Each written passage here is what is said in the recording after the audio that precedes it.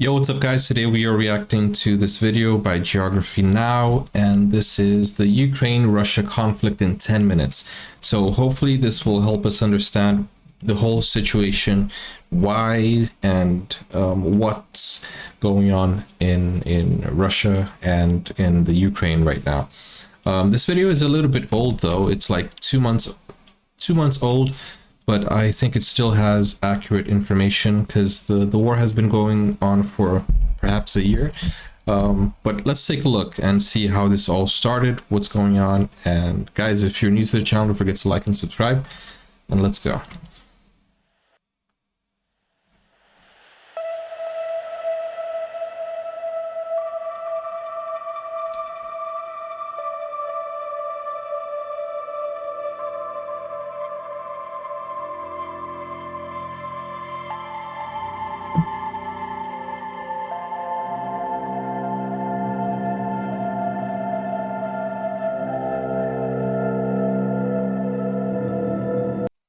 This is so important because I myself have also been only informed by the Western media, and everything that reaches us is kind of like what they want us to see.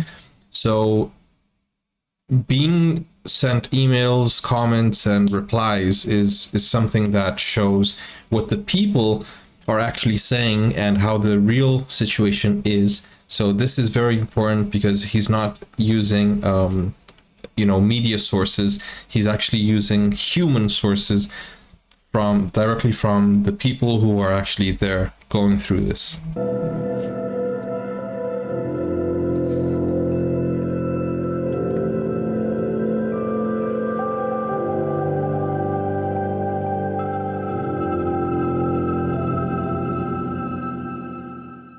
Okay.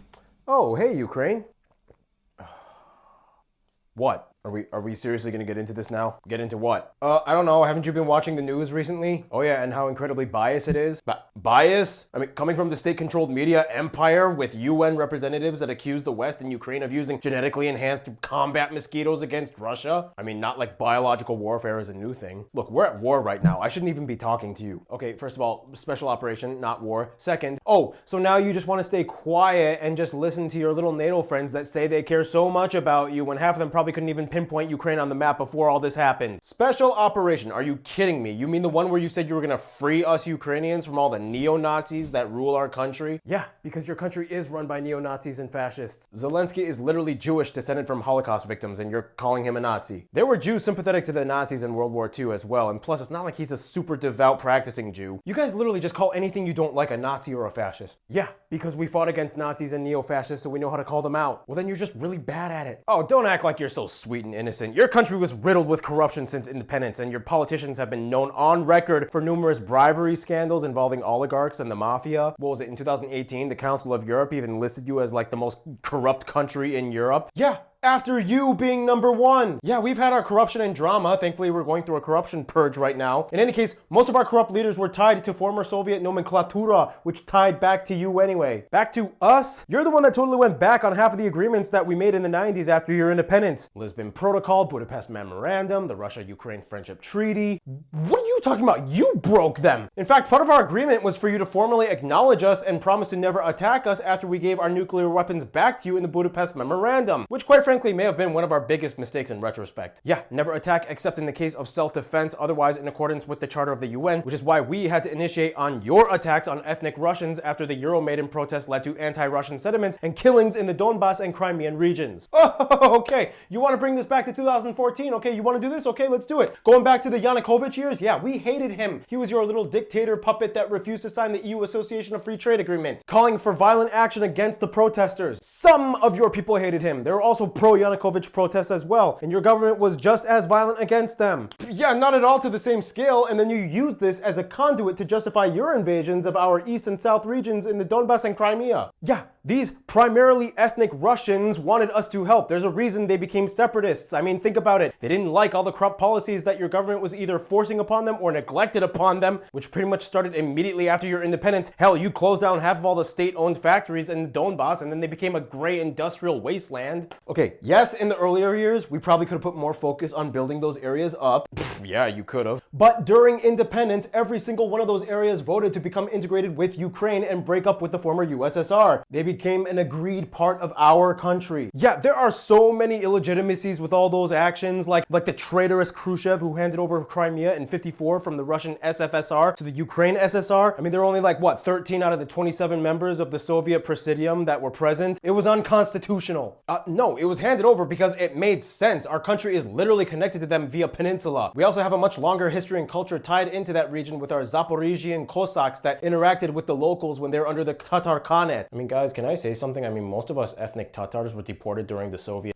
Not now. I mean, how can you even call it your country when you neglect it and the people want separation calling us in? That doesn't mean it's your country. I'm not claiming it's my country. I'm saying that it's a region that is asking for our intervention to separate from you. Okay, first of all, no, not everybody in those regions were asking for your intervention. Second, even if they were, that's not your prerogative to intervene or invade. You agreed to accept our borders upon the memorandum, and it's still our country. Yeah, is it really though when you become the suspiciously aggressive one by disregarding our diplomacy by entertaining agreements with the neo-colonialists like the EU and NATO? I'm the aggressive one? When did I ever attack you? Not directly me, but you agreed to give all citizens, regardless of nationality or other differences, equal rights and freedoms, which you've denied many in the Donbass, so we take that as breaking the Belozheva Accords. Plus, you're really cozying up to those neo-imperialists, the NATO and the EU. They want to make you their little slave, especially after all the war debt that you'll incur. Who's to say that they won't try to make you attack us?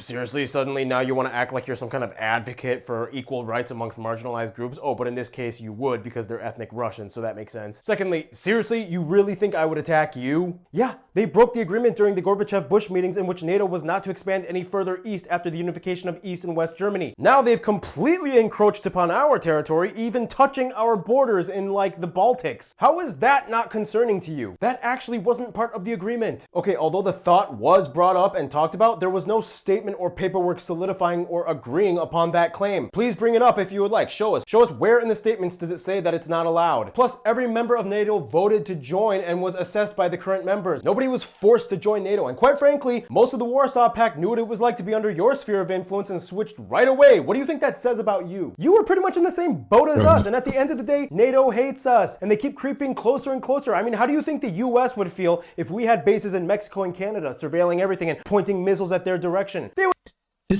Look, I was thinking that at one moment I should pause and comment on something, but he actually mentioned what I was thinking, because I was thinking like in the Russia's perspective, of course, like I'm not defending Russia here right now, but I'm just saying I think Russia is kind of like concerned that the US will have troops in their borders if Ukraine joins NATO.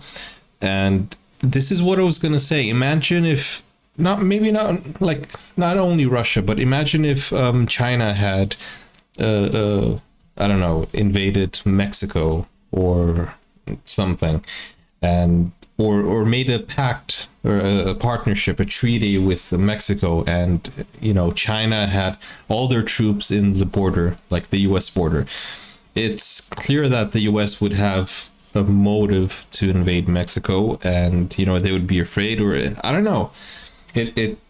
I that's what I understand from this whole situation. Russia is kind of concerned that the US is kind of using all of this this NATO to try and have their troops in the border of Russia, and probably it causes some danger to Russia, because once they have the troops at the border, they can, I don't know, say that Russia has nuclear weapons and then just invade. I don't know. I have no idea what the US is capable of. But we have seen that with Iraq and Afghanistan. We've seen stuff happen in the past, which is a controversial topic also.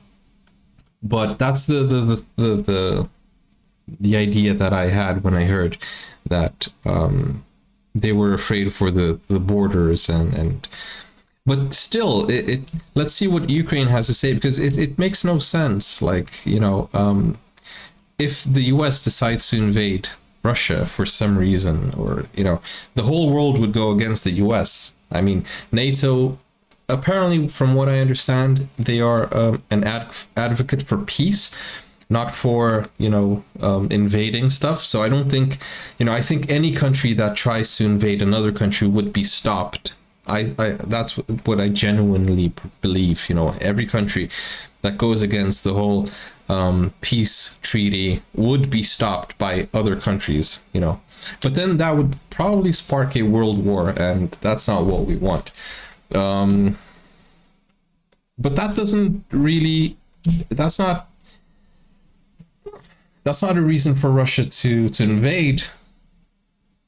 I don't know. It's just so complicated, and you see that it's not a simple answer. As Barbie is explaining here, there's so much happening, and there's so much history. But I think we're looking at the wrong part of history and discussing the wrong part of history. Why don't you look at the history that, united Russia and Ukraine as one people, right? Because from what I see in the comments, you guys are like brothers, like people of the same heritage, and of course there was a referendum, but still some of you are saying that it's not trustworthy. It was, but I think this should be dealt democratically. I think people should go and vote what they want and see, because the war isn't good for anyone. It's not good for Russia. It's not good for Ukraine. It's not good for Europe. It's not good for NATO. I don't know. It's not good for anybody. Man, I just wish the world had peace. That's like, if we could live in peace and harmony, that would be the best thing. Okay, let's take a look at this again. Current members. Nobody was forced to join NATO, and quite frankly, most of the Warsaw Pact knew what it was like to be under your sphere of influence and switched right away. What do you think that says about you? You were pretty much in the same boat as us, and at the end of the day, NATO hates us, and they keep creeping closer and closer. I mean, how do you think the US would feel if we had bases in Mexico and Canada, surveilling everything and pointing missiles at their direction? They would probably react aggressively too, and you are getting closer to them. One day, we truly believe the West wants to attack and take over Russia. It's already evident in the NATO expansion. We're pushed up against the wall. Oh my goodness, you're actually trying to victimize yourself right now. Okay, you are paranoid, clearly. Really? Because we know what it's like to dissolve and give the West a chance. We tried that in the 90s and it blew up in our faces. Everybody in the West was like trying to pick at Russia like vultures on a dying corpse. We were struggling and suffering at the hands of the supposed fake smiling West. And soon you will too. We do what we do and say what we say because you don't know what you're getting yourself into. I know what it's like to be under you for 400 years, and at this point anything is better. This isn't even about 2022 or 2014 or 2008 or 1991, is it?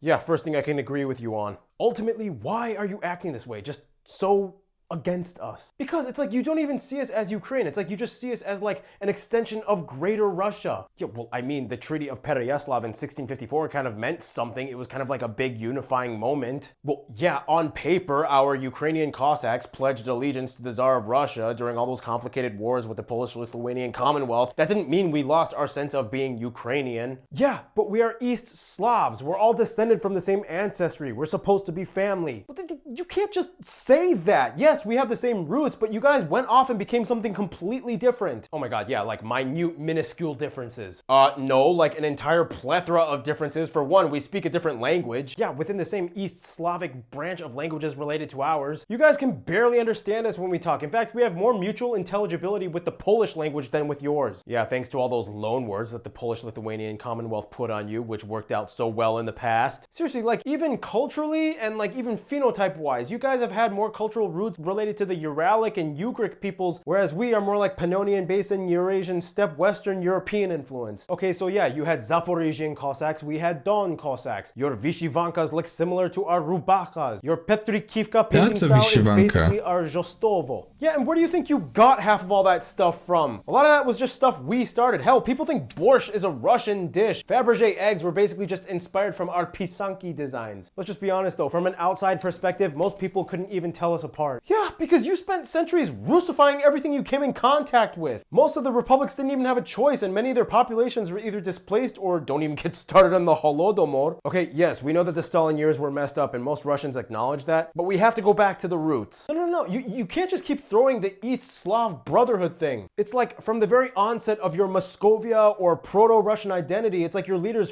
frivolously studied the past and tried to recreate some kind of like new Roman Empire. You even put a version of the Byzantine double-headed eagle on your coat of arms, and the word Tsar is just a derivative of Caesar. It's like we all started in the same place, but then you guys just went off and became this huge monster. We are not the monster. The West is the imperialist, and we fear that they will just make you more and more of our enemy as they take your life away from you. You fear that they will take life away from us? I mean, that's a whole other discussion, but I mean, honestly, it just kind of seems like your whole position is about regretting political decisions made in the past and deciding to delegitimizing them and wanting to go back on what was already established. Because sometimes you have to fix what was wrongly established. It was never broken. Yes, it was! Oh my goodness. So, like, can you guys, like, ever be friends again?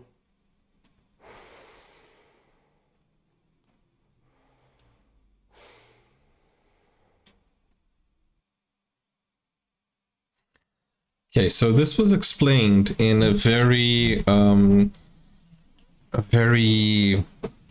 dynamic way. And guys, it's very complicated. It's like a family discussion, and the way that he explained it, the impression that I get is that the way he explained it, okay, I'm not saying this is what's going on, but it looks like Russia wants to bring Ukraine to them, and Ukraine only wants, to be what they are, an independent country, and then Russia became aggressive. But I think it's all a power play, and I don't know why, because Russia is a extremely powerful country already. So yeah, I don't know if it's all about defense. I think it's just probably an excuse to to get back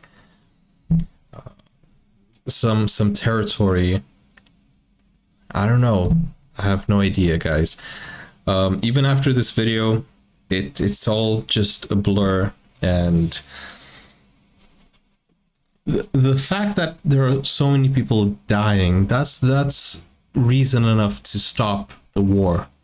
Not only people from Ukraine, but people from Russia are dying in huge numbers. So that's the main reason, the main thing we should be looking at. There is no excuse to killing so many people, and so many people that have been family for years and years and generations. People who have Ukrainian parents and a Ukrainian mother and a Russian father. The fact that people are dying is enough. I mean, if you guys want to talk politically, that's fine, but solve it politically, not, with force. I think that's the main thing. And if Ukraine wants to join NATO, I think Russia should, just, if they're actually fearing the US, then continue building up their army, which is the second hugest army in the world, and make other allies as well. If NATO is protecting themselves by making deals with countries, then Russia should also make deals with other countries. So it's not only NATO, it's Russia having other friends with them as well, so that everybody can feel safe. It's like, look, I have my defense, you have your defense, so let's not attack anyone, because we know that will be devastating for the whole world, which is basically what happened, right? It's like it's just really, really, really sad. I think attacking is not the best solution here, because if you feel threatened by the West, right, by NATO, then get other people on your side and say, look, I feel threatened by you, but I've got my people backing me up. And I think that's the only way you can actually feel safe. But attacking, killing people, you know, that's not going to do any good. That's only going to provoke more war. And but then again, it's not up to us. It's political. It's the leaders are the ones who should talk and get things done, you know. As people, we should have patience with each other. We should not hate each other. We should always be peaceful to each other. And that's what I ask you guys to do in the comment section. You know, be patient, be peaceful, because it's not the population's fault. You know, it's not the population's fault. Of course, there's always something that you could do. You could speak up and ask for the war to end, especially if you're Russian. You could do that. I think there are other solutions instead of killing lots of people and having your family also get killed. So I think the worst thing that could happen is, you know, everybody be involved in the war, like World War III. So I think talking and trying to stop this killing is the right thing to do. I know that many people in Russia are afraid, and they support the war because they think that's going to help the defenses. But the thing is, why enforce something which is so violent and have the war go on now and have your people die now, when you could, because all this mentality is like to prevent war, right? To prevent being attacked by the West. But you are kind of already putting your men in danger. Many people are dying already. So in an attempt to prevent something, you're actually causing it already. In an attempt to prevent death, you're causing it, you're bringing it. So you're kind of like, you're not delaying anything, you're not preventing anything, you're just putting people in harm's way, and many people, especially innocent people, are being killed. So I think the idea of talking is more important than actually bringing the war and the danger to the people. But that's just my opinion. I think if you can prevent something, do it while talking instead of doing it while actually bringing the violence or being aggressive. But I'm sure some people are going to say, okay, it's better to lose some people now than to lose the whole country. But I don't think that's ever going to happen. I don't think Russia is in imminent danger. And I think Russia is very capable of defending themselves if someone like NATO or US decides to attack them. I don't think that's like a problem for Russia. Anyways, guys, it's a very sad situation, and I'm still very foggy in terms of what's going on and why, because I can't understand why anything would be a reason for war. There's no reason at no circumstances for war, for aggression. I mean, it's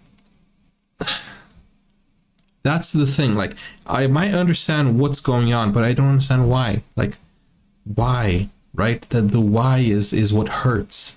Why would people put themselves into this situation and get people killed? It's something that won't fit in my mind. Why would people resort to violence and war? And I just feel like peace is so attainable, you know. I don't know, man. It's so sad. I don't know. And guys, forgive me if I said anything wrong here. I'm not trying to promote anything. I just wish that, you know, we could just get along. I don't know. That's I'm gonna stop talking. And guys, I hope you guys enjoyed my reaction and tried. Well, I don't know if you can enjoy something like this. This is so sad, but still, I think it's good for us to discuss and try to, try to be civilized and try to understand what's going on. But still, at the end of the day, I feel hopeless because there's nothing we can do as people without power. We can do things together, speak out, but at the end of the day, the decision will come from higher authorities. But we need to make our voices heard. We want peace. Actually, I don't have any place to say anything because I'm not involved in Ukraine or Russia. But as a person who lives in the UK, I would love to see war end. I would love to see peace. And I would love to see things get back to normal, because I think the sanctions and the whole attempt to stop Russia has affected the UK more than any other country. And it's not being good for us either. So everybody is, dude, we just got out of a pandemic and now we're going through this whole thing. I'm getting alerts on my cell phone saying that, this is a test in case Russia attacks the UK. We're getting threats. So everything is just a mess right now. And I just wish things would go back to normal. And I know that many people agree with me. They can't understand so much violence. Why? But still, it's something that I will never, ever be able to understand, because I'm a type of person that tries to keep the peace. Even though I know I'm gonna get a lot of comments hating me for this video, I think. I hope not.